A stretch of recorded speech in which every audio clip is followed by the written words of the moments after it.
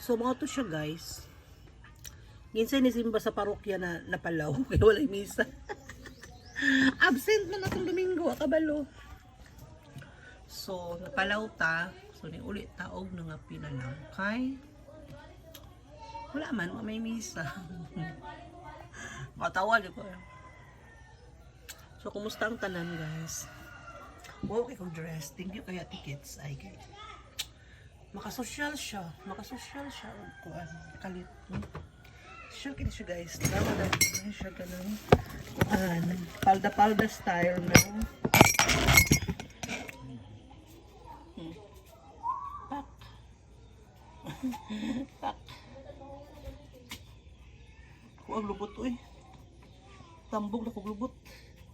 Diba? Makasosyal kay siya. Wala to siya, bye.